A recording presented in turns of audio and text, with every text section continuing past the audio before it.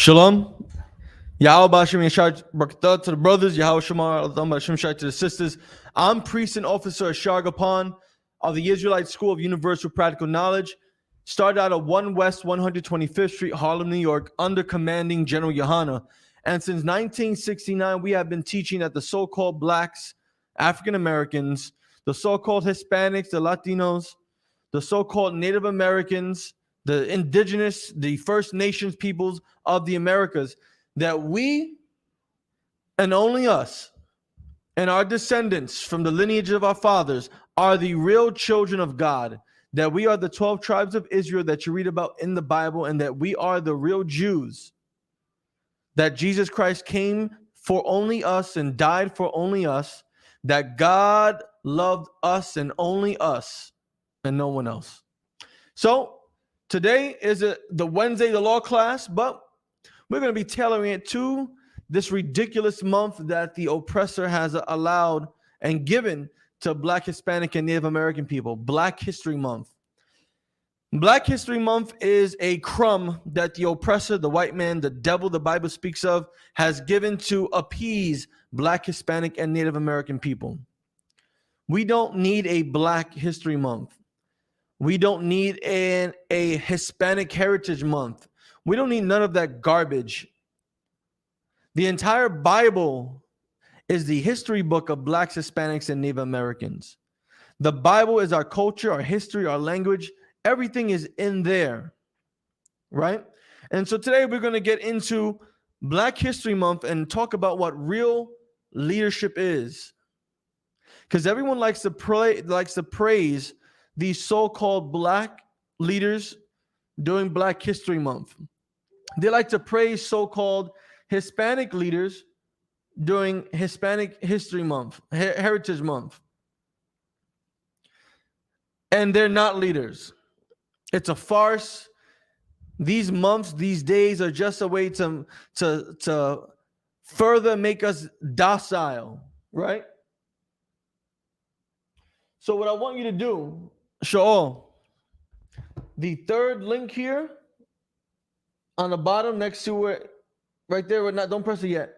But what I want everyone to see, Officer Karab of 5,000, the camp leader of ISUPK Long Island, did a fantastic class about Martin Luther King, about Orgy Mike, talking and exposing all the sexual deviancies that Martin Luther King engaged in, even though he was under the guise of a Black leader, even though he was supposed to be a Christian man and be faithful to his beautiful Black wife. He was not. He slept with white women, disgusting white women. He sold his people out like a cheap whore. And he led his people into a burning house. Right? So what I want you all to pay attention is a small excerpt that Officer Karab brought out, discussing and showcasing what this so-called Black leader that gets all this praise for the month of Black History Month, to expose him. Go ahead, click that out. Come on. I see him hating, hear him talking where they at though. Niggas get all in they feelings and they start acting irrational. We leave off right here. King told her that to perform such an act will help your soul. Sometime later, in language that would reflect just how narrow Sullivan's mindset was, King announced that he preferred to perform unnatural acts on women, and that he had started the... Wait. Now listen to Martin Luther King's quote, man. Censor it, though, please. Read what you got. Hold on, sir. Let me make this. I'm gonna highlight it. Listen very carefully. Remember, listen. You're Black. When you think Martin Luther this King sounds like something I would hear a little baby would say, or a little Wayne. Read what you got, Ashar. Sir, I made it bigger so that way everyone can see. Okay, this should work. You're right here. Okay. It says, sometime later, in language that would reflect just how narrow Sullivan's mindset was? King announced that he preferred to perform unnatural acts on women. What? And that he had started the International Association for the Advancement of Box eating. Box Eaters. Vagina Eaters. Listen, and that's my. Actually, you can remove that entire thing. The remove? There you go. If you listen carefully, it talked about how Martin Luther King started the International Club for the Advancement of the Box Eaters Club, the Vagina Eating Club. And he was the CEO. He was the founder. Martin Luther King was not a leader for black people. He was a liar, a deceiver. He led his people in the wrong direction, just like every other Christian or Catholic pastor, priest, bishop, deacon, whatever. Just like every other one of these black and Hispanic false leaders that end up acting and pretending to care about the issues of black, Hispanic, and Native American people, Martin Luther King was a prime example of just that. Faking the funk. Not really caring. Yes, he did, and he really meant that he had a dream where black where black boys and girls could hold hands with white boys and girls. He really did mean that, because he was having sex with white women, and he wanted to be able to do it out in the open. So if he's able to get black boys and girls to hold hands with white boys and girls, then he will be able to have sex with all the white women that he wants, right? So what I want you to do, shalom to all the brothers in the chat, shalom to all the sisters in the chat. What's going on? This is Priest and Officer Shargapan of the ISUPK. So what I want you to do, I want you to open up the King James Bible, right?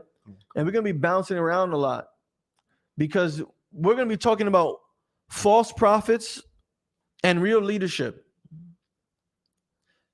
Martin Luther King was a false prophet. He was a false leader.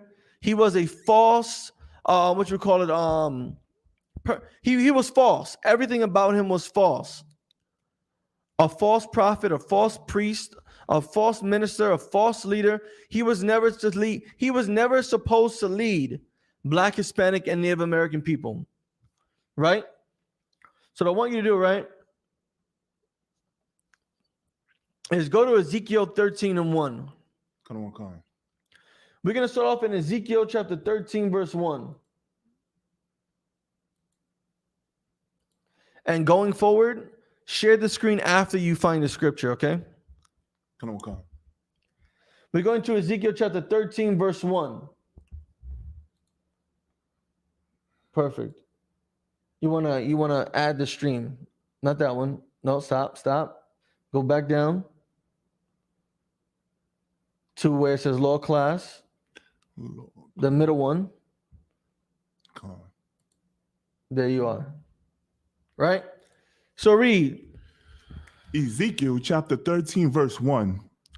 And the word of the Most High came unto me, saying, And the word of the Lord came on to a real priest of God, Ezekiel, the prophet. Keep going. Verse 2, Son of man, prophesy against the prophets of Israel. It said what? Prophesy against the prophets of Israel. God told Ezekiel to go prophesy against the prophets of Israel. Now, why would the Lord tell Ezekiel to prophesy against the prophets of Israel? That's because the prophets that were over Israel at that time were false prophets and false leaders, just like Martin Luther King, just like Malcolm X, just like Adam Clayton Powell, just like all these other people. Give me some more. Marcus Garvey. You also have Creflo Dollar, T.D. Jakes, right? All these false prophets, all these false leaders. The Lord told Ezekiel to go prophesy and speak against them. Just like here in 2022, we go outside and we speak against all of these so-called Black Lives Matter movements. We speak against all of these black militant organizations, right? We speak against all these Hispanic leaders and preachers, right? These celebrities, we speak against them because they're liars. They're not real leaders. They lead people away from what God actually wants. And that's why we never get anything done. That's why we always have to settle for crumbs, and we treat a crumb like if it's the whole loaf of bread. We treat a little crumb like the whole piece of a devil's food chocolate cake, a crumb. And we glorify and magnify that crumb. I mean, I want the whole cake. I want the whole loaf of bread and then some. I want the whole lamb, not just the lamb's foot. And this is what these false leaders have given our people. A small little piece, a speck, when we deserve everything. America, we deserve all of America. The lands that are good for farming, all of that belongs to the Native Americans. The White House that these disgusting presidents sit in, yeah, that belongs to the black and native slaves who built that. This whole land belongs to us. The entire Middle East belongs to blacks, Hispanics, and Native Americans. And according to God, the entire earth was made for our sakes. Everything is made for blacks, Hispanics, and Native Americans. Everyone else is lucky to even be able to live on this land. And just like how we have to pay rent to these devils in the kingdom when Christ returns, they're going to be paying us rent. When the real leader,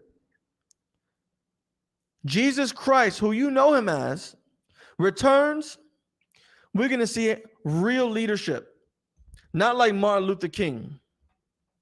And for right now, we have leaders doing everything that they can in the name of God, according to how Christ would have done it. These are real leaders of God. These are real prophets like Ezekiel. Keep reading. Good one, Khan. And say thou unto them that prophesy out of their own hearts. Because these false prophets like Martin Luther King and Malcolm X and T.D. Jakes and Creflo Dollars, right? They prophesy out of their own hearts. Martin Luther King had a dream and he spoke about his dream. You know how freaking selfish that is? He spoke about his dream. He spoke about accomplishing his dream. He spoke about wanting to make his dream come true. It was his dream for black boys and girls to hold hands with white boys and girls. That was his dream. That wasn't our dream. That was his dream. Keep reading. Hear ye the word of the Most High. Verse 3. Thus saith the Most High Power, woe unto the foolish prophets. It says, woe unto the foolish prophets. If you don't know what the word woe means death and destruction. Death and destruction will befall all those foolish prophets, all those foolish leaders, all those people in the Black Lives Matter movement. You're foolish, and death and destruction will befall you. All these black and Hispanic and Native American politicians, whether you're Democrat, liberal, conservative, Republican, it doesn't matter. Death and destruction will befall you for being a false leader. Go ahead, go check the door. For all you who are in gangs, the Crips, the Bloods, the Trinitarios, the Latin Kings, the MS-13s, right? All these gangs, death and destruction will befall you because you lead our people astray. You destroy our people. You don't lead them. You don't guide them. You don't nourish them. You don't teach them right from wrong. You lie to them. You deceive them. You manipulate them. You get them to kill and destroy each other. You get them to poison each other and sell drugs to each other. That is what you do. And that is why you are a false leader, just like Martin Luther King. That's why you are a false leader, a false prophet, just like Malcolm X, just like T.D. Jakes, just like all these other Black and Hispanic leaders that we talk about every Hispanic Heritage Month and every Black History Month. You are no good for the people. You are a plague, a virus to Blacks, Hispanics, and Native Americans. What's going on, brothers? Shalom, Yol in Christ. Shalom Shabbatah.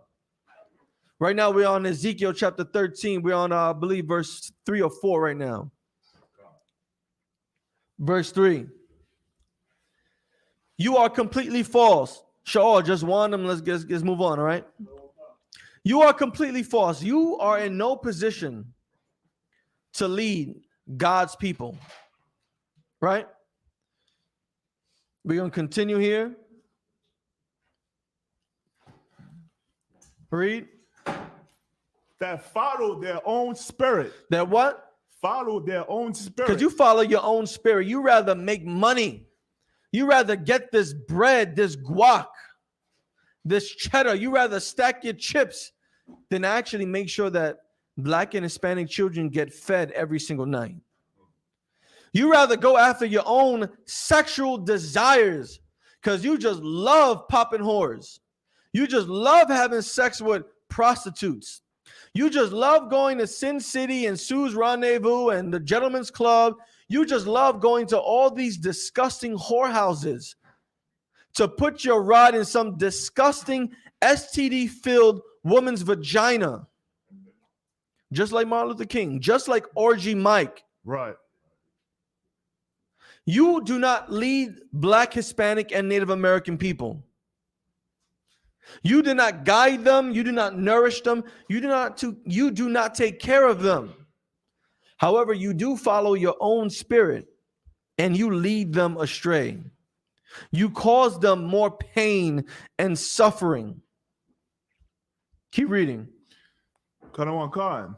And have seen nothing. Martin Luther King saw what? Nothing. Malcolm X spoke nothing but what? Nothing. It was all garbage. When you go into your churches and you sit there in the stands and whatever you want to call it, and you're listening to that shaved face, bald-headed Black and Hispanic preacher, you're listening to what? Nothing. And let's not forget you women too. Let's not forget you women that go into the church on your period, which is disgusting and unlawful and unclean. It is an abomination. Right. You are what? Nothing. You women trying to teach the Bible, you know what? Nothing. You cannot lead God's people because you know nothing. Exactly. You know nothing. Keep going. Verse 4. So like we're in Ezekiel chapter 13, verse 4.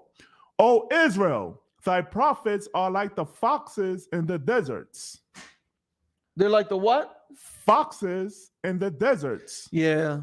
Your prophets are like the foxes in the desert. You know what a desert is? A desert is a place filled with sand, no water, no moisture, barely any life. And your pastors are like a fox. Your Black leaders are like a fox. Your Hispanic leaders, they're like a fox walking around looking for something to eat, to devour, because they can't survive. And if they can kill you to survive, they will. If they can use you as shade under the scorching sun, then they will use and abuse you until you wither away. If you were a little lake of water, they will drink you up until you have nothing left. That is what these leaders are. That is what your prophets are. That is what Martin Luther King was, Malcolm X was. That is what these gang leaders are. That is what these politicians are. That is what these celebrities and entertainers and these disgusting gangster rappers are. You're foxes in a desert looking to take advantage of everyone so that way you can survive and they can die. Keep reading. Verse 5. Ye have not gone up into the gaps. You haven't gone up into the gaps. You haven't entered the ghettos. You don't go into the slums. Now, for those of you who do live in the slums, like, gang members and politicians who used to live there, you may live there, but you do nothing for it. You don't go to apartment 4E to see if Grandma Antoinette has enough food in her fridge. You don't go to apartment 16G and see if little Manuel has enough books and pencils for school. You don't go into apartment 36F and see if they got heat during the winter. You don't go into the gaps. You don't go to the slums. You don't go to the ghettos. You don't visit the people that are your people who you claim to love and support. You don't go visit them in their times of suffering. However, you will go visit them when it's time for you to get reelected, when it's time for you to make some more money, when it's time for you to flex a little muscle. You go to them when there's a tragedy and another Black or Hispanic boy gets shot down. You go there when it's time to collect some money. Right. Right, Farrakhan? All you goddamn disgusting Muslims, right? Trying to look all pretty and cute in your disgusting bow tie. With your shaved, disgusting face, looking like a transsexual, looking like a woman with your shaved face. Newsflash, real men have beards. That's right. Keep reading. Neither made up the hedge for the house of Israel to stand in a battle in the day of the Most High. You know what a hedge is for? A hedge is for protection. Just like a wall, just like your white picket fence when you're chasing the American dream, it's for protection. It's to keep people out. It's supposed to keep your enemies out. Unfortunately, you don't build the hedge around your people. You tear it down. You make it easy for the oppressor to destroy your people, to walk right in, to kick in the door and wave all the 4-4s because we have no defense.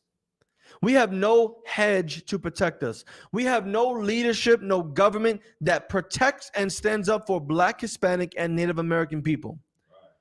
That Black caucus that we have here does nothing. Hispanic caucus, if there's even one, nothing. Native Americans, they're being ruled by white Native Americans. $5 Indians who run all these Native American hotels and casinos and stuff. Real Native Americans are suffering from alcoholism on the reservations. Right.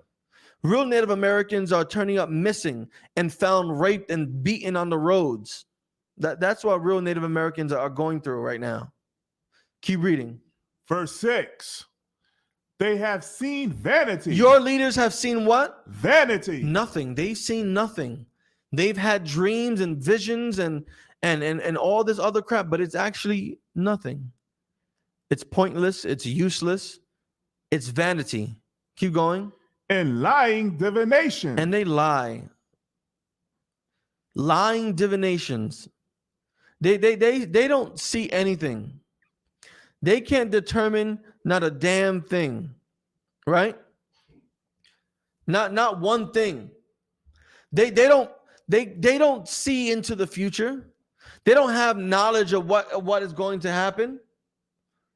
They have no supernatural powers to determine what will happen. It's all lies. Keep reading. Saying, the Most High saith, and the Most High have not sent them. They said, this is what the Lord said. But the Lord has to send you in order to say what he told you to say. No one sent Martin Luther King but his own sexual desires. Right. No one sent Malcolm X. No one sent Marcus Garvey. No one sent Creflo Dollar. No one sent Mark Anthony or Jennifer Lopez. No one said T.I. speaks for the people. No one said that Jay-Z is the way in and out. His blueprint was the way to your destruction. All 3 albums.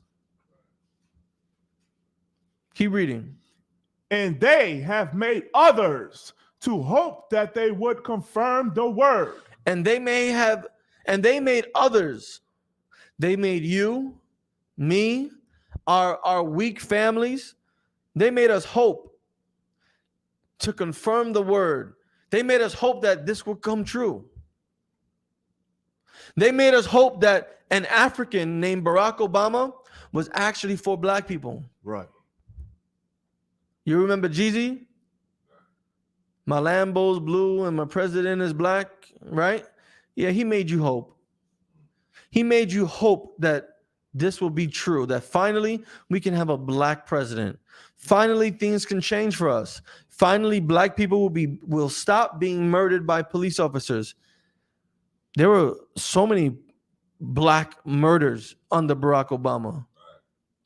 Killed by law enforcement. So many Hispanic murders killed by law enforcement. You know what Barack Obama did do? He legalized homosexuality. He turned the White House into the Rainbow House. If you don't believe me, look it up. You can see all the bills that he passed. But you know what? I can't knock him too much. You know what I'm saying? Because he did give us free cell phones. Right? Your Obama phone. You know, he gave us cell phones, right? At least we can talk to each other. Not have to dial down the center, right? We don't got to do that no more. We can say, yeah, I got a Barack Obama phone. Now, while you're selling drugs, they can monitor you at the same time. Thank that African. Keep going. Verse 7. Wait, before you go, let's see if there's any comments or questions. Khan. Okay, I see sisters and brothers joining. All right, no sweat. We can go back, all right? Khan. Verse 7. Have ye not seen a vain vision? Have you not seen a vain vision? Keep going. And have ye not spoken a lying divination? Listen, all these false leaders, they have seen vain visions. They have spoken lying divinations. Keep reading. Whereas ye say, the Most High saith it. And they lie and say, this is what the Lord says. This is what the Lord wants. Keep reading. Albeit I have not spoken. But the Lord hasn't said anything.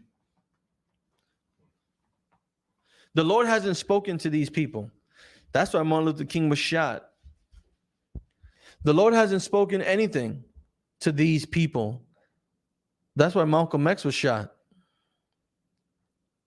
The Lord hasn't spoken to Eddie Long. And that's why he died of HIV and AIDS for raping little black and Hispanic boys. Right? The Lord hasn't said anything to them. Nothing, not a damn thing. However, they spend their time acting as if they heard messages from the Lord. They did hear messages from the Lord. Their Lord is just a white man. Their Lord is just, their Lord is just, Franklin Benjamin. Or Benjamin, I'm sorry. I'm confusing that devil's name because that's how much I care less about him. Benjamin Franklin, that's their Lord. The dollar bill, that's their Lord. They hear messages for that. The government tells them you can't do this, and they don't do that. The government says you can do this, and then they do that. Keep reading. Verse 8. Therefore, thus saith the Most High Power, because he hath spoken vanity. Because all these fake prophets and leaders have spoken vanity. Keep reading. And seen lies. And what? And seen lies. And they had dreams that were lies. They envisioned things in their mind that were really just lies. It was their own imagination. It wasn't from God. God gave them no message to give to you, to give to me. God gave them no message to give to blacks, Hispanics, and Native Americans. Not one. Keep going. Therefore, behold. So look, check this out. Peep this game. Keep reading. I am against you. Who? I am against you. Who said that? The Most High. Read the verse out. Sucker. Saith the Most High Power. The Lord is against all you drug dealers. God hates all you gang members and gang leaders. God is the reason why blacks, Hispanics, and Native Americans don't have real leadership. Because these leaders that are over us deceive us. They lie to us. They bleed abuelita dry. They take all Uncle Leroy's money. They get him to be an usher at the church Sunday through Sunday. They get him to pay tithes every single day when he's in the church. They get him to spend his own money to cook those nice, soft, tender baby back pork ribs that he makes so well, to feed to all you and to make you commit more sin, until Uncle Leroy dies of lung cancer for smoking cigarettes, a pack a day, for 30 years. When the pastor should have told him that smoking cigarettes is a sin, will lead you to your death. Where he should have told Uncle Leroy that eating pork, eating those nice, soft, tender, fall off the bone baby back ribs with the honey hickory barbecue smoke dressing and whatnot, that it was going to give you high cholesterol and diabetes and cancer in your gallbladder, right? That's what he should have told Uncle Leroy. Keep reading. Verse 9. And mine hand shall be upon the prophets that see vanity, and that divine lies. And that is why all these false prophets get put to death. Because the Lord put his hand upon them. And not to lift them up, not to heal them, but to expose them, to put them to death. You know what? The Rock, the people's champion with the people's elbow, The Rock is in hot waters right now. Because this black man said something about the LGBT community. He said some disrespectful remarks to the transgender population.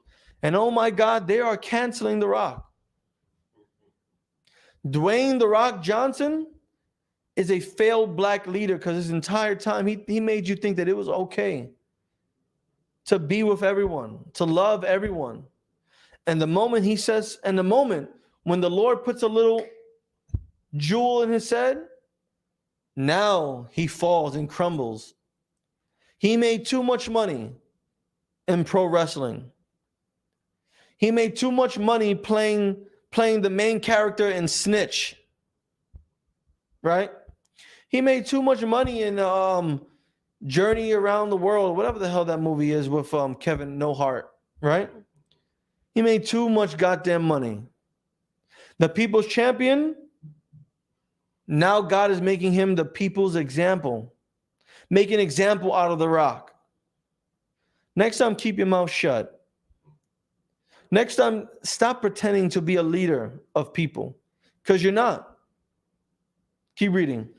They shall not be in the assembly of my people. And you know what happens when it comes down to it? Your leaders, they're not going to be in the assembly when Christ returns. They're not going to be in attendance. Now, when we all say, yeah, I'm in the house, when we walk into the party, yeah, I'm in the house, they're not going to be doing none of that. They're going to be outside, starving, thirsty, stepping on their tippy toe, trying to look over the hedge to see how much of a good time we're having, all because they destroyed you, all because they used you and bled you dry when they were in positions to have done the right thing, but chose not to. All right, hold that there, right? Let's go to Deuteronomy chapter 17 and 14. What is a leader? I know I've been throwing that word around, right? What is a leader? Anyone? What is a leader? For everyone on the chat, if you can type in the answer, what is a leader? Please go right ahead. What is the definition The meaning of a leader. Go back to the chat.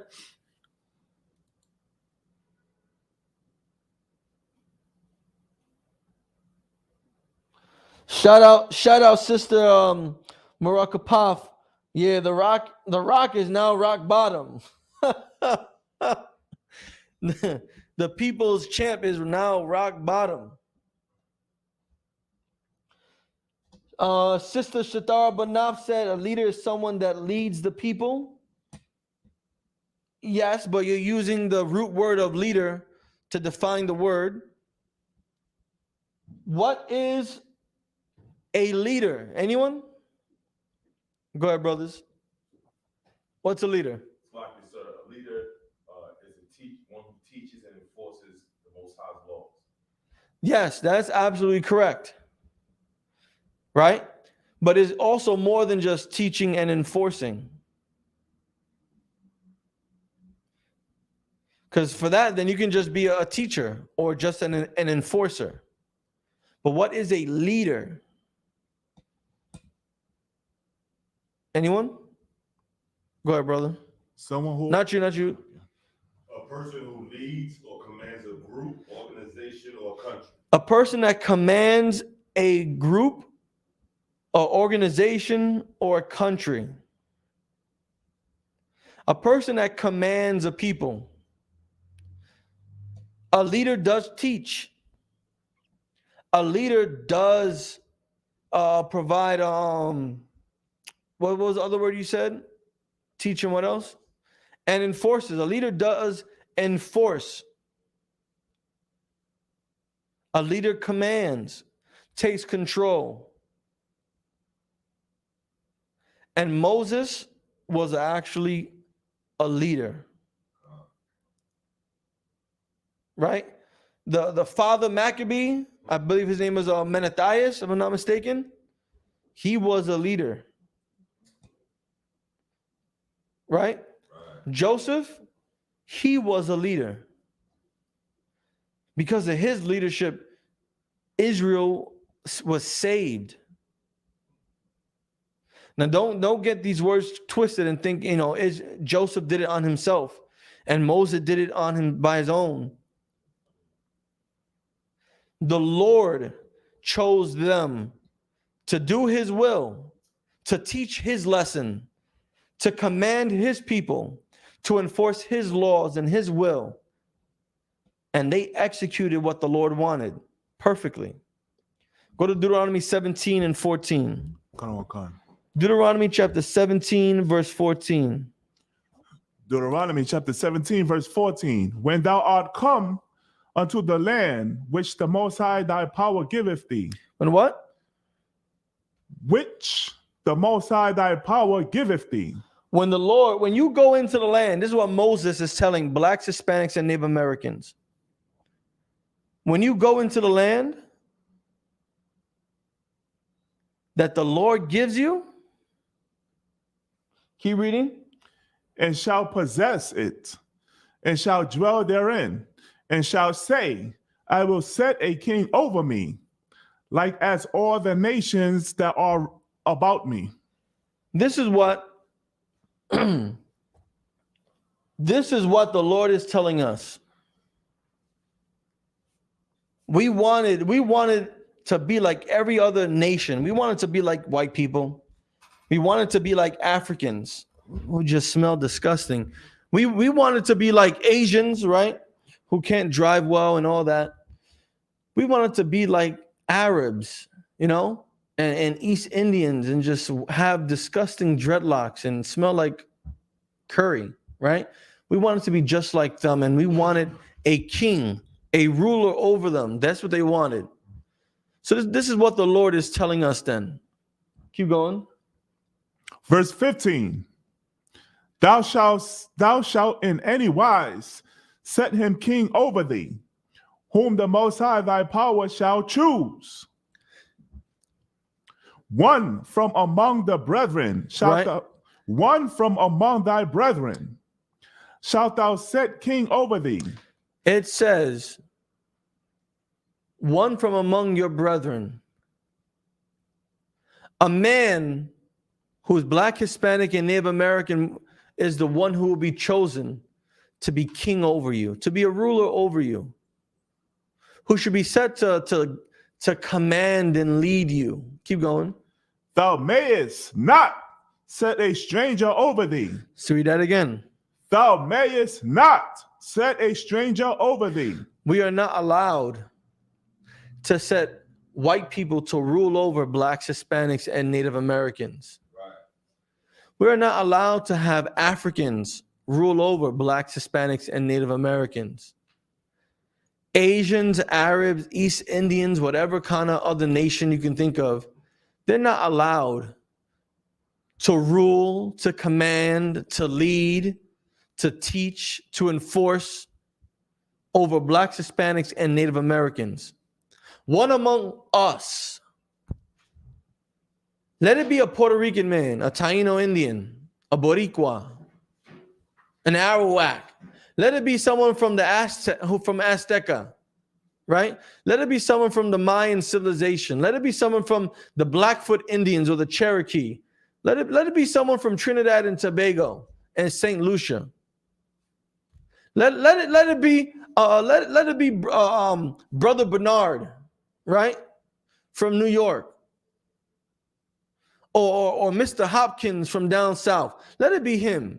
Let it be one of your brothers that rules and leads and commands over you,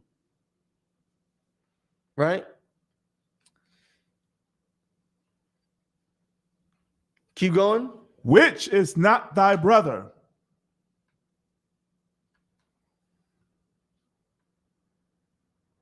Keep going now. Come on. Verse 16. But he shall not multiply horses to himself. And this leader, he shouldn't multiply horses to himself, right? What's a horse? It's not a trick question. What's a horse? What's a horse? Animal. An animal, right? Is it like an animal like a cat? Or does it have like more use than a cat would? A lot more use, right? What can a horse do for you? Provide transportation. Provide transportation. What else? Used for war tactics and chariots. Used for war, right? What else can a horse do?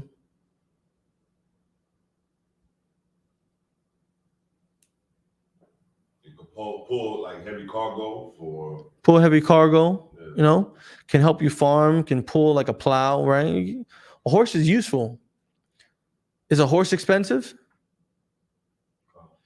It's expensive to pay for a horse's food all year round, right?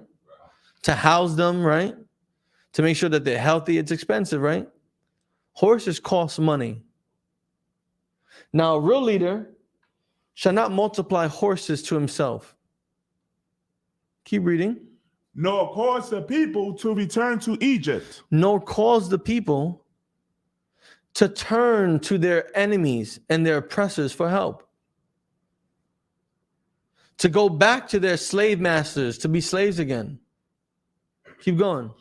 To the end that he should multiply horses. Just so he can have more money. Just so that way he can benefit. A real leader doesn't care about money. A real leader doesn't care about making more money and being exceedingly rich. A real leader doesn't care about that. A real leader would rather be poor and make sure that his people know right from wrong. A real leader would rather suffer in the slums and ghetto with you than turn back and to beg to be slaves to white people again. Would rather suffer hunger with you than want to go back to Egypt and be slaves to Pharaoh again. That's a real leader. Willing to suffer and put in the work and play in the mud in the trenches with you, then sit on top in some nice, comfortable, loft. He'd rather ride around in a Ford Focus than a Bentley. He'd rather buy something that's that's inexpensive and easy to move around than something flashy and expensive. How much does a Bentley cost? 400,000. 400,000, right? What can you do with $400,000? You personally, what could you do with $400,000? Buy a house. Buy a house? What else? Put away money for my kids to go to college. Put away money for your kids. Okay, what else?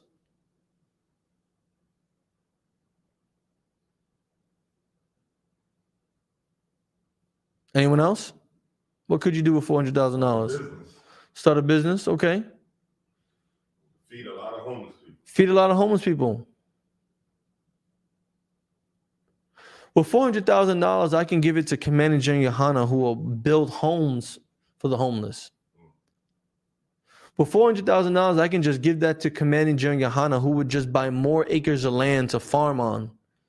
So that way, Israel, us, we can have food when the white man is starving, like during the time of the Great Depression, where we can have our own communities and be safe, where little boys like Tamir Rice and Trayvon Martin don't have to get shot for playing with toys and walking home with a pack of Skittles and a can of Mango Madness, Arizona.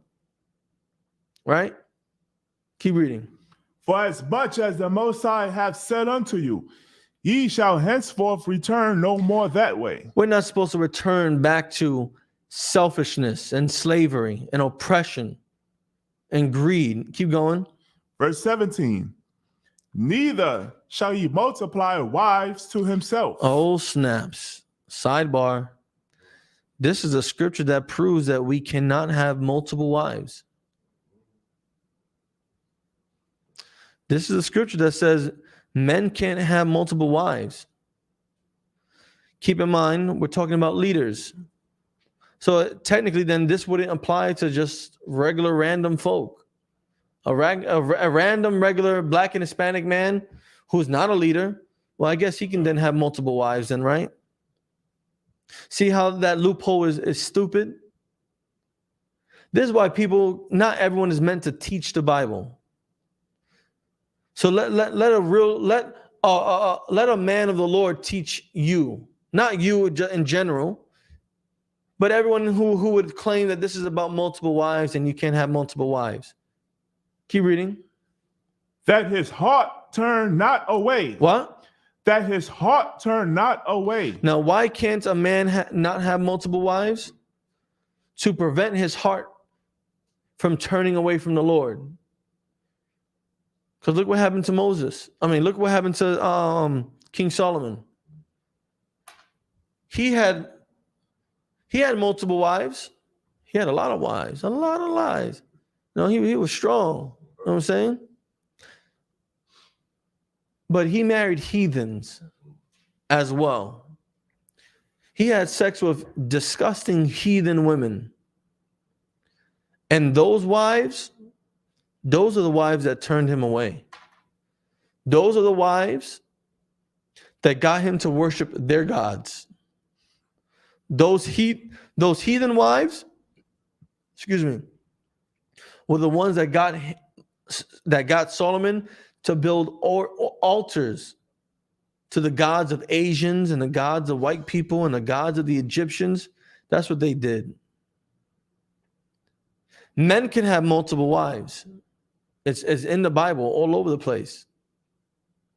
But your wives should not turn you away from obeying God.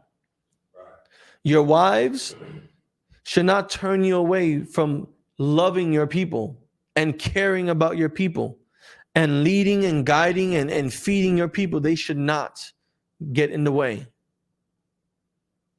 Keep going. Neither shall he greatly multiply to himself silver and gold. Now, why can't I stack up my chips? No, why can't I stack my ones? Because when you worry about money and you love money so much, you end up doing things for your own benefit. Imagine you know what? I got $400,000, and instead of, feeding people, I could just buy a Bentley. Instead of just building schools for free where Black and Hispanic children can go, where Native American children can get a good education, instead of building schools for free, I can just buy myself a mansion and live by myself. That's not what a real leader does. Keep going. Verse 18. And it shall be, when he sitteth upon the throne of his kingdom, and when this king that the Lord elects, this king that comes from among Blacks, Hispanics, and Native Americans, when it comes time for him to sit upon his throne, keep going, that he shall write him a copy of this law in a book out of that which is before the priests and Levites. and he's going to walk around with a book that contains these laws as a constant and daily reminder. A good leader opens up the Bible. A good leader reads the Bible. A good leader makes sure that all his thoughts on what to do next are inspired by the Bible. That all his actions lay in accordance with what it says in the Bible. That his decisions are based on whether it's right or wrong according to the Bible. That's what a good leader does. That's what Commanding General Yohana does. That's right.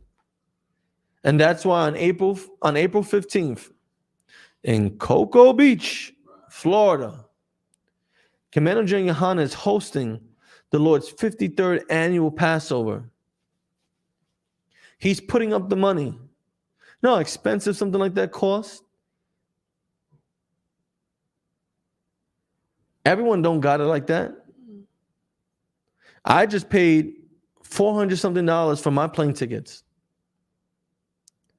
Some people can't even afford a plane ticket there and back, the hotel room for 2 nights, transportation to and from the airport. Some people can't afford that. Some people got 6, 7 kids. Some people are making ends meet by working 2 jobs, one at McDonald's and then one at Target. How are you going to pay for all that? A good leader pays for that. For all you Blacks, Hispanics, and Native Americans that can't afford your Passover ticket, Commander General Yohana has that paid for you. Right. For all you Blacks, Hispanics, and Native Americans that need help getting to the Passover, Commander General Yohana will help you. Now, for all those who can, like myself, I'll pay for it. That way, there's one less person Commanding General Yohana has to worry about. If you're able to, you can help Commanding General Yohana lift burdens off of him. If you can pay for your way down to the Passover, that's a burden you help lift off of Commanding General Yohana. If you can pay for your Passover ticket, that's a burden you help Commanding General Yohana pay. Because someone has to pay it. Commanding General Yohana is not a rich man, just like you and me. He's an old man that looks young because black don't crack. He's a wise man that looks like you and I. And he too, he works. He does his work of the Lord. And he deserves to be helped. Right. Just like Moses, who needed his arms lifted up during the battle with the heathens. And I believe it was 2 priests. It was I think it was Aaron and someone else that put Moses to sit on a rock and helped him hold his hands up so that way we can win the war. He needs help.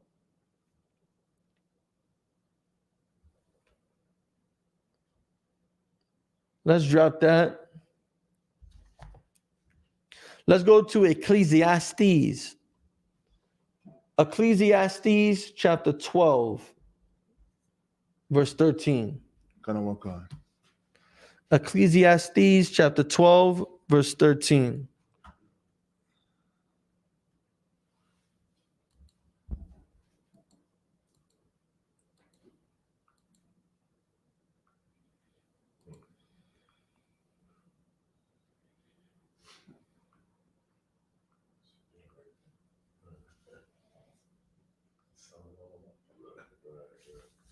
Anything on the chat? Let's see. Scroll up.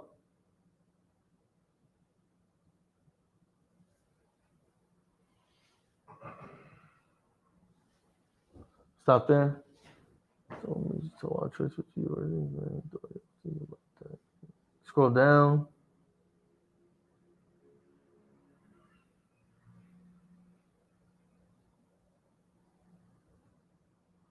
Keep going.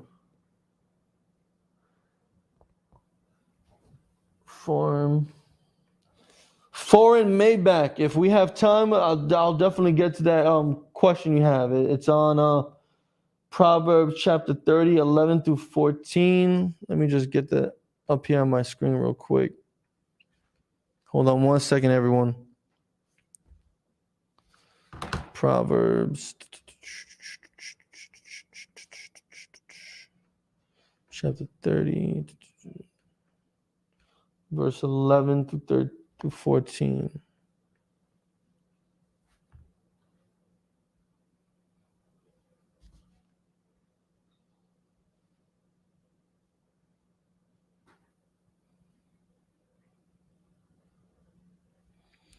Yeah, we can definitely get that because that can be related to leadership as well.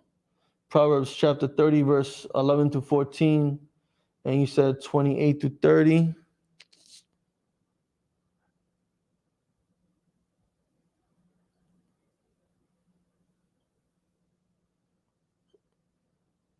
Okay. No sweat. No sweat. Go ahead. Read Ecclesiastes. You can actually click it so that we can make it bigger. Click it. Click it. Go on.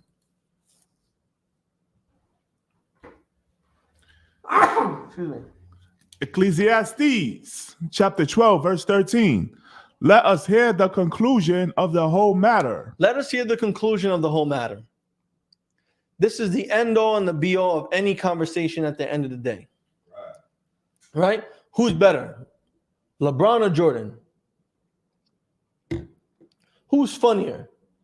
Cat Williams or Kevin Hart? Right? Who's a better boxer? Floyd Mayweather or Mike Tyson? Right? Who's better at hitting home runs? Sammy Sosa, Ken Griffey Jr., or Barry Bonds? Right? Who was better at closing a baseball game? Pedro Martinez or that other Spanish guy that used to play for the Yankees? Which one? Who's better? Listen, at the end of the day, this is all that matters right here. Read. Fear the Most High and keep What? it. Fear the Most High. A leader does what? Fear the Most High. That's all that matters. Fear the Most High. Martin Luther King didn't fear the Most High. If he did, he would have known that you're not supposed to be sleeping with other races of people. Malcolm X, he did not fear the Most High because he joined himself onto a religion created by heathens. Right? Creflo Dollar and T.D. Jakes, they do not fear the Most High because they put money over the needs of the people. Keep reading. And keep his commandments. And what? And keep his commandments. A leader does what? And keep his commandments. A leader tells blacks, Hispanics, and Native Americans to do what? Keep his commandments. A leader doesn't say it's okay to sleep with white women or to join yourselves to the religion and beliefs and the philosophies of other people.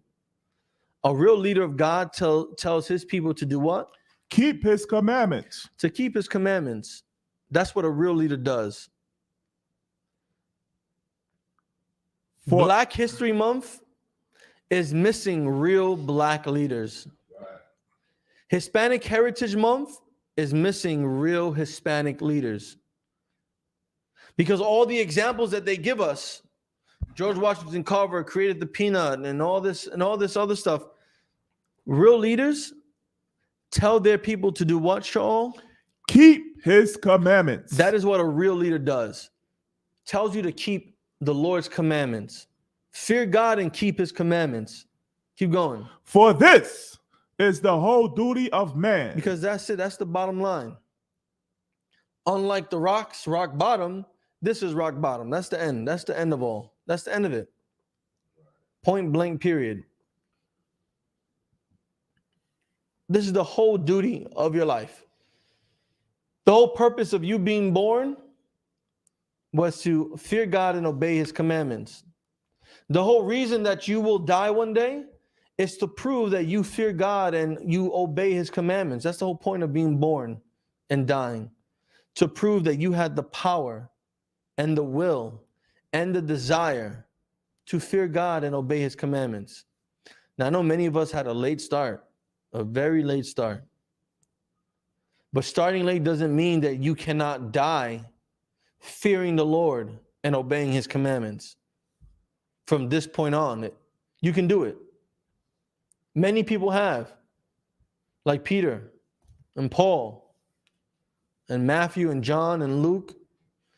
All those priests of God had a late start too, until they started following Christ and obeying God the correct way, the only way.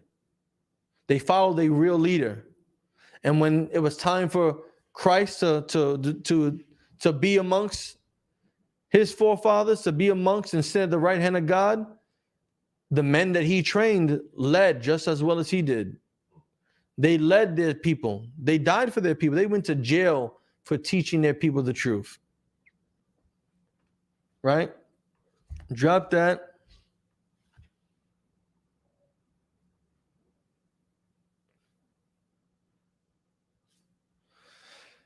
Let's go to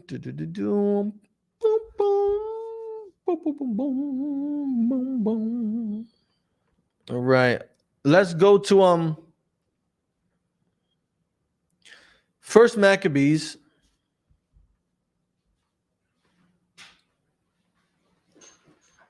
Let's go to the book of First Maccabees. All right.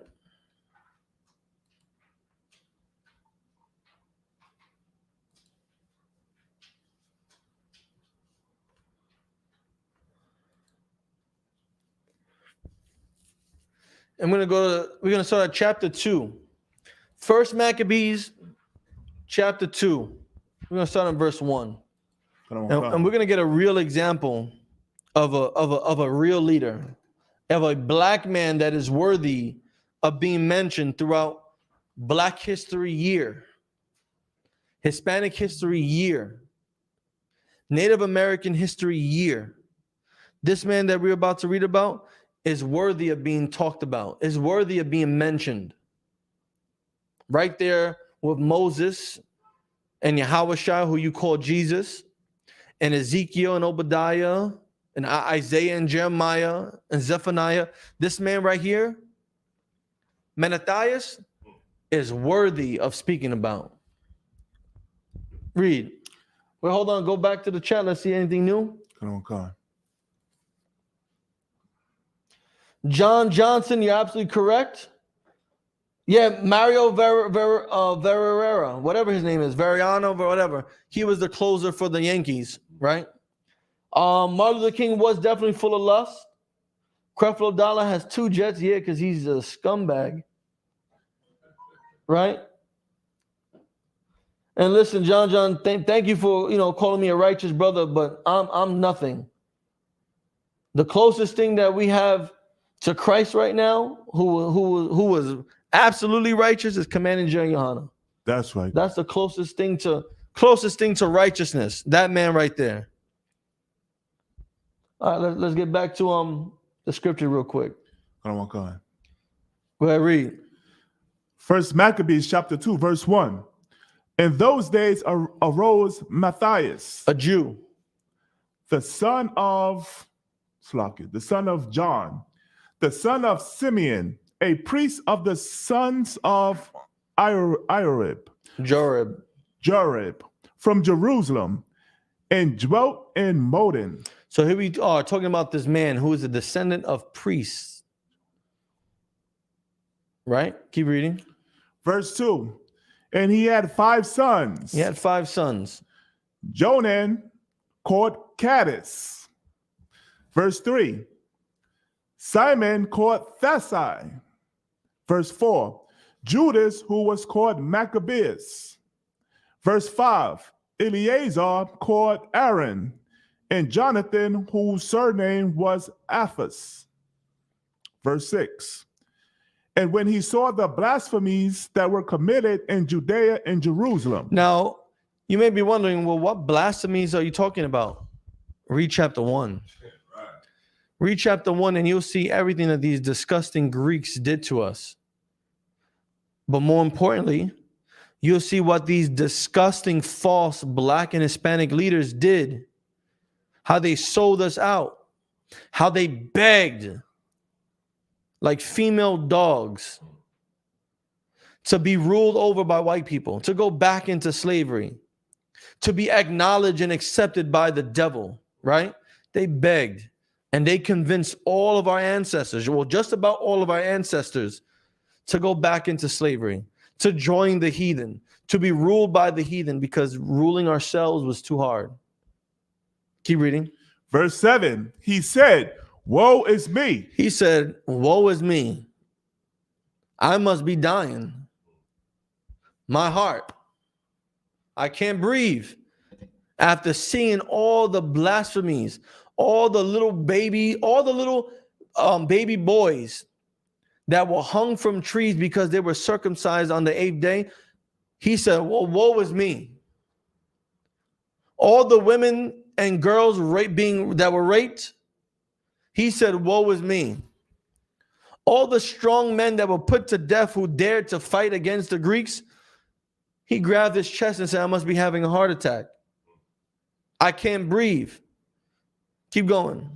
Wherefore was I born to see this misery of my people? Why the hell was I even born? Why was I born to witness this destruction of my beautiful homeland? I must have done something wrong for me to be born and witness little baby boys hanging from trees. Keep going. And of the holy city, and to dwell there, when it was delivered into the hand of the enemy, and the sanctuary into the hand of strangers. Why was I born to witness such a travesty? The desecration of the holy temples of my motherland, right? Keep going. Verse 8. Her temple is become as a man without glory. Our temple has become like a man without glory. Can you imagine how glorious the temple of Solomon was? The temple that Solomon built for the Lord, how glorious it was. How beautiful must it look. Shiny and just beautiful and glorious and magnificent. All the precious golds and stones decorated in the inside, right? And now it's like a man without glory. It's like a man with no honor. Run down, downtrodden. It's like wearing shoes from Payless and wearing them for 6 years, and then the back of the sole is flapping and talking to you when you're walking. You know, it's like so like low down. That's what Jerusalem had become. That's what the temple had become. A people with no honor, a people with no glory. Keep reading. Verse 9. Her glorious vessels are carried away in captivity. Her infants are slain in the streets. You just said that. Her infants, the babies. Babies. What the hell can a 3-year-old do wrong besides steal a cookie from the cookie jar and put a booger on the wall and take a crap on her pants? Right? Well, seriously, what wrong could a 2-year-old do? However, infants were slain, slaughtered, put to death, hanging from trees, heads chopped off, thrown against and beaten up against rocks and trees. What? You tell me what a 3-year-old can do. Keep reading. her young men with the sword of the enemy. And the young men with swords thrust through them, slain and slashed and put to death. Keep going. Verse 10. What nation have not had a part in her kingdom and gotten of her spoils? What nation didn't use us? Did Africans not abuse and use us? Yes, sir. Yeah, they did. It's called Egypt. It's called hunting us on the west coast of Africa to sell us to the white man. Did the Persians and the Medes not use and abuse us? Yeah, it was called having to fight for Xerxes against the Greeks. Did white people not enslave us and rape us and sell us? Yeah, it's called Greek and Roman occupation and slavery. It's called being slaves here in the Americas. It's called having to show white people how to grow corn and fish in the New World and being killed later on. It's called being given blankets filled with chicken pox and whatever kind of flus and viruses to kill us while we slept. Keep reading. Verse 11. Forget that, skip that. Go to verse 13. Verse 13. To what end, therefore, shall we live any longer? What's the purpose of living any longer? I've seen the destruction of my homeland. I've seen the desecration of my holy temple. I've seen babies hanging from trees. I've seen women taken off to be slaves and raped and violated by wicked, disgusting white men and African men and Arab men. It's horrendous. What's the point of even living anymore? What's the point of life? Kill me now. Keep going. Verse 14. Then Mattathias and his sons rent their clothes. And then Mattathias and his sons ripped their outer garments off of them. And a lot of people like to say they got naked because they rent their clothes. Listen, we kept the laws even when we were depressed. We kept the laws even when we were suffering and crying and in pain. They ripped their outer garments off. And to cover their inner garments, like their t-shirts and their boxers and their socks, they put what on? And put on sackcloth. And they put on sackcloths over their inner garments. Keep reading. And mourn very sore. And they were in mourning. They mourned for the destruction that they witnessed. Keep reading. Verse 15. In the meanwhile, the king's officers, such as compelled the people to revolt, came into the city Modin to make them sacrifice. And the king's officer, the king who is now ruling over Jerusalem and forcing all the Israelites to be loyal slaves and subjects, he sends one of his men to the people to make them give sacrifice to the Greek gods, to pay respect to the new Greek king. I believe it's Antiochus. I think that's his name. Keep going. Verse 16. And when many of Israel came unto them, Mattathias also and his sons came together. And when everyone starts to gather around the missionary that was sent, the emissary that was sent to deliver the king's message, to do what the king said to do, Mattathias and his sons still mourning. They got sackcloths on, right? They pulled up. Like you said, they showed up too. They showed up to the party. They wanted to see what was going on. What more could be happening in this land of death that we're in? Right. Keep going. Verse 17.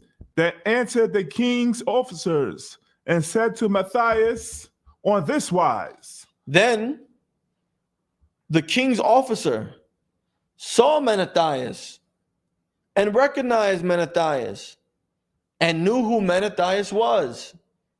And he shouts him out. He says, "Hey, you, Mattathias, listen here. I have a message for you. Read. Thou art a ruler. You are a ruler, Mattathias. You rule over a piece of land. Keep going. And an honorable and great man in this city. And throughout all this city, people know you as a righteous man, as a good man, a man with honor, always doing the right thing, always doing the good thing. People respect you, Mattathias. People look up to you. People see you as a leader, someone to give them hope. Keep going. And strengthened with sons and brethren. And look, check you out. You got 5 sons, strong 5 sons. You got brothers and family, all strong and good health, eating well, right? Keep going. Verse 18. Now therefore come thou first and fulfill the king's commandment. So you know what? I tell you what. You come up first and set an example for the rest of your people, since they like you and they follow you, right? They subscribe to you. They listen to what you got to say. You're very influential, right? You got 6.6 million followers on Twitter, right? They like you. So you come up here first. Come up here first and do what the great, powerful king wants you to do. So that way everyone else can fall in line and do what you do. That's what the oppressor did. Let's give them Martin Luther King, so people can follow him. Let's give them these fake gangster rappers who are really just actors, playing a persona, right? Because your favorite rapper is just a good actor, and and the best actor can be your favorite rapper. Right, Drake? Right, Ice-T? Right? Keep going. Like as all the heathen have done. And you should just do what all the other heathen people have done. Just bow down and do what you're supposed to do. Right? Keep going. Yea, and the men of Judah also, and such as remain at Jerusalem. So shalt thou in thine house be in the number of the king's friends. So listen, you do this. Set the example. Set the example for every other Jew here to follow you. And you know what? If you do that, you'll be treated like a king, like the king's friend. You'll be butt buddies with the king. You'll be good peoples with each other. Keep going. And thou and thy children shall be honored with silver and gold. And you and your children, y'all gonna be set for life. Y'all gonna have all the money you want. You're gonna have all the riches, all the gold, all the silver.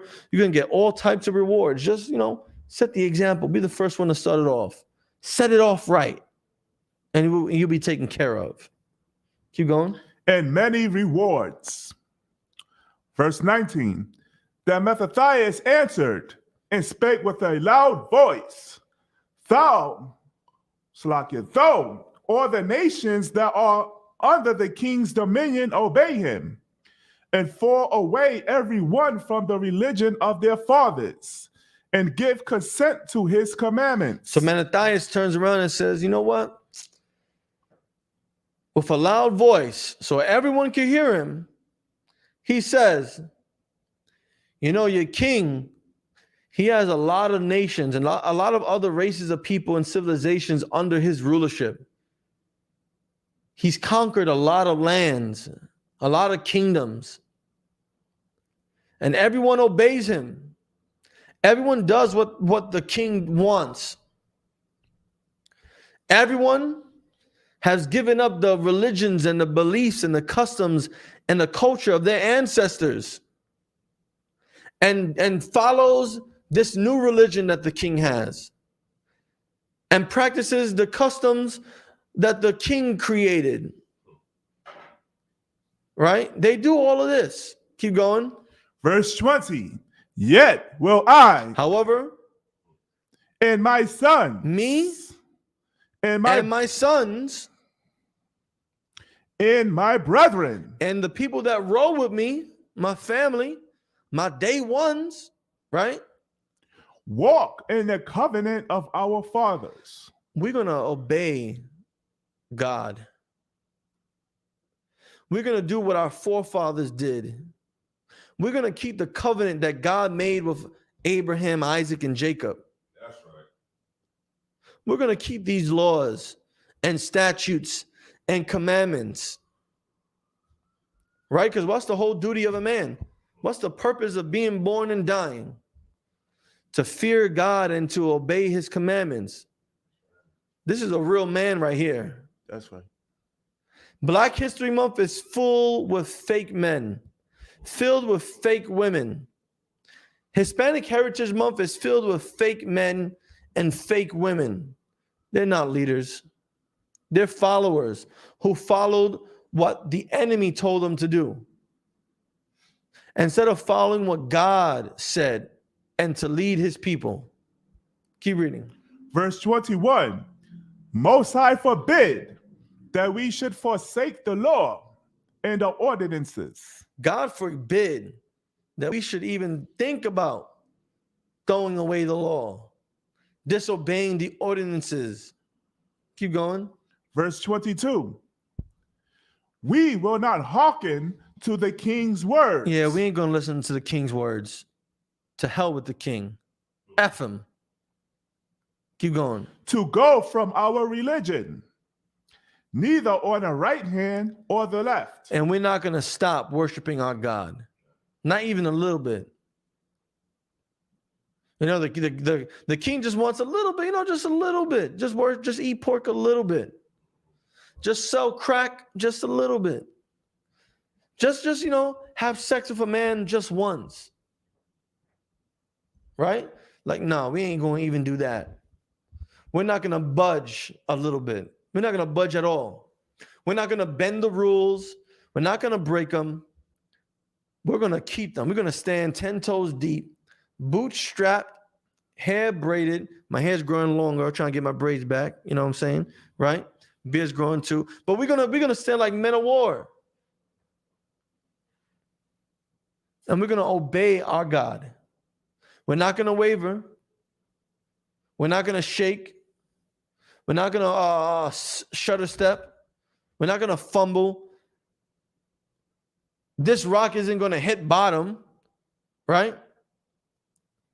This is what Menathias is saying. That we're gonna keep our God's laws.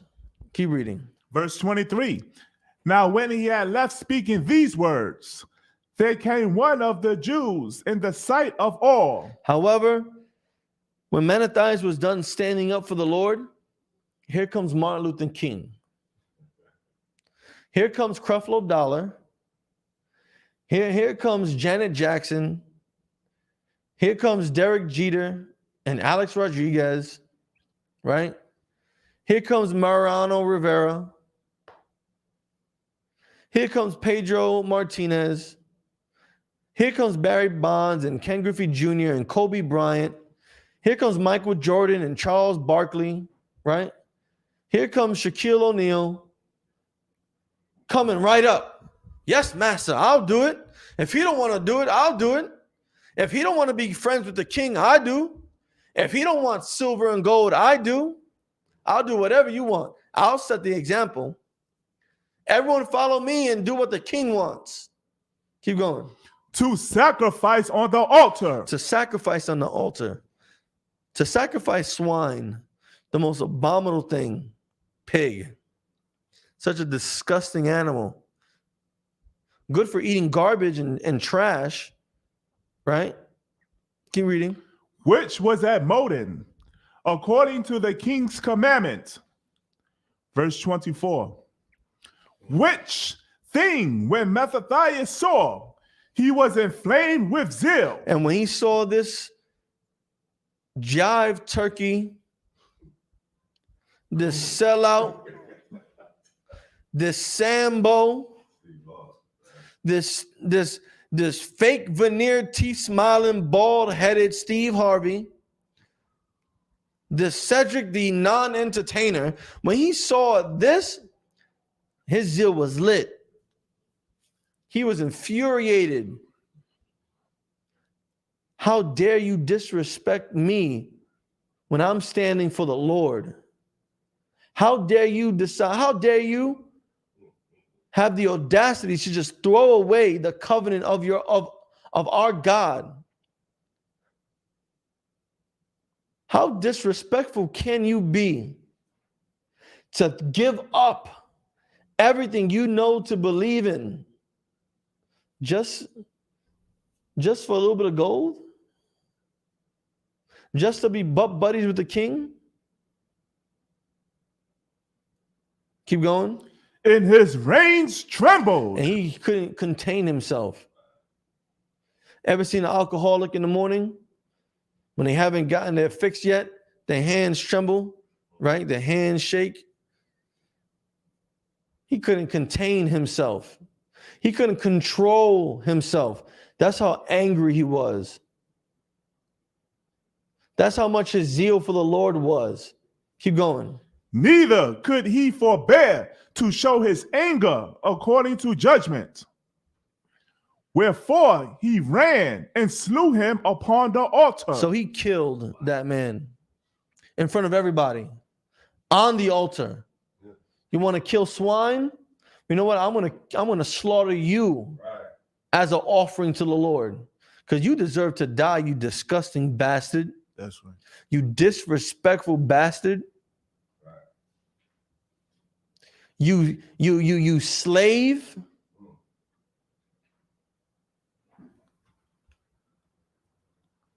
Keep reading. Verse 25. Also the king's commissioner, who compelled men to sacrifice, he killed at that time. And he killed that man also. The one who was saying, listen, you can be friends with the king. You just do what I tell you to do. The king's going to love you. You're going to have all the riches. He killed him too. Pulled him down off his horse and off with his head. Keep going. And the altar he pulled down. Verse 27. Verse 27. And Mattathias cried throughout the city with a loud voice. And he shouted on the top of his lungs for everyone to hear. Keep going. Saying, whosoever is zealous of the law, Whosoever is zealous of the law, whosoever will do whatever it takes to keep the laws of God, to obey the laws of God, to defend the laws of God, who are willing to die for the laws of God. Keep going. and maintaineth the covenant. And keep the covenant that was made with our ancestors with God. The being that created everything on earth, who decided to choose us. Whoever wants to stand for that, keep going. Let him follow me. Come follow me. You want to fight for God? Come follow Commanding General Yohana. That's right. You want to get drugs out of the Black and Hispanic and Native American community? Come join the ISUPK. You want to learn how to fight demons and cure mental illness? Come listen to General Mahaiman in council. That's right. Right? You want to talk about being molested as a child and expose all these sexual predators? Come listen to Cross the Line Radio every last Thursday of the month and see how we talk about child molestation, rape, and expose those among us that hurt us, right? You want to obey God? Come to the Israelite School of Universal Practical Knowledge. That's right. And to get the brother's question,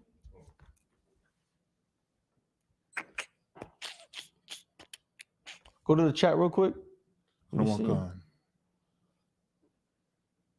That's right. All right. We're going to go to Proverbs chapter 30. I believe the first one was from 11 or 14, I believe.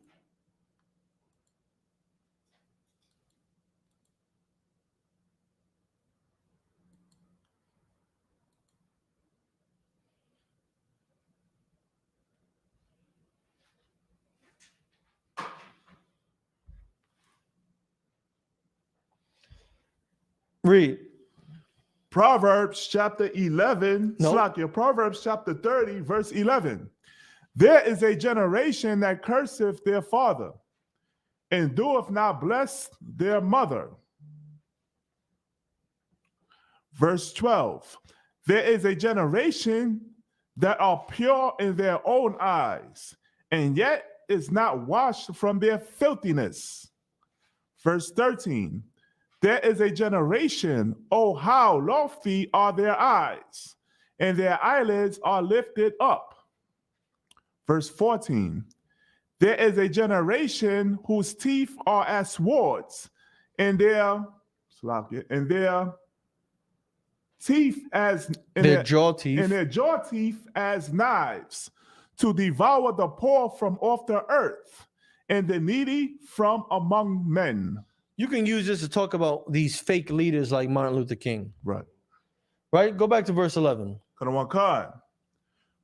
Verse 11. There is a generation that curseth their father. There's a generation that disrespects their fathers. There's a generation that doesn't want nothing to do with their father, that speaks down and looks down upon their father, right? There's a generation that will utterly try to get rid of whatever their father built, right? You know how hard black people fought to have Black Wall Street? Right. And then here comes Martin Luther King wanting to join hand in hand with white people. And here comes Martin Luther King who wants to integrate into white society.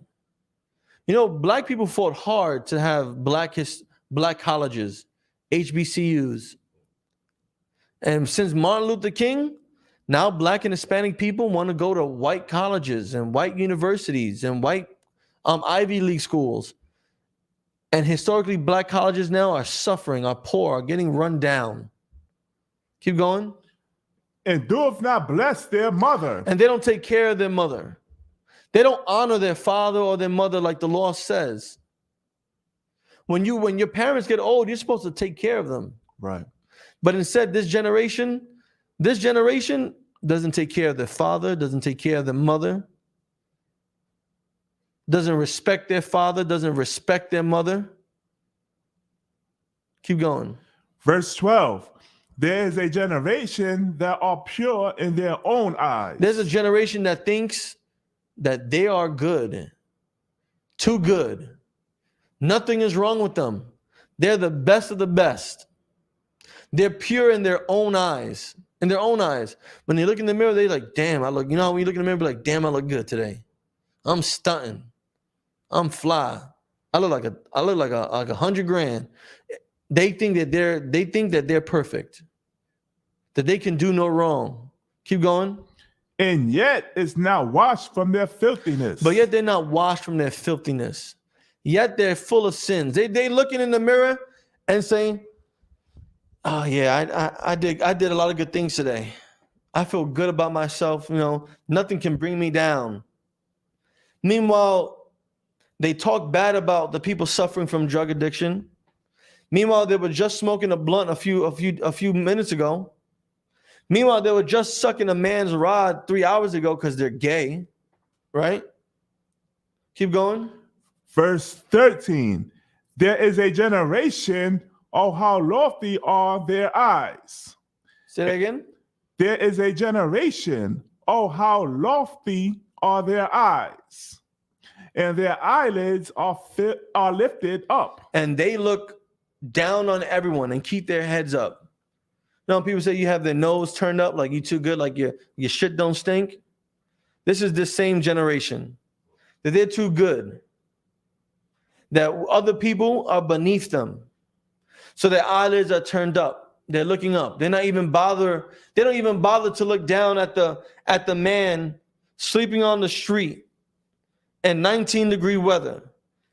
Their eyes are their face and eyes and chin and nose is lifted up. They don't care about them. They look down upon them. Keep going. Verse 14. There is a generation whose teeth are swords. There's a generation whose teeth are swords. Keep going. and their jaw teeth as knives. Their teeth are knives. What do you use a knife for? Brothers, what do you use a knife for? To cut, but why are you cutting something? What is a knife? What's a knife? What do you use a knife for?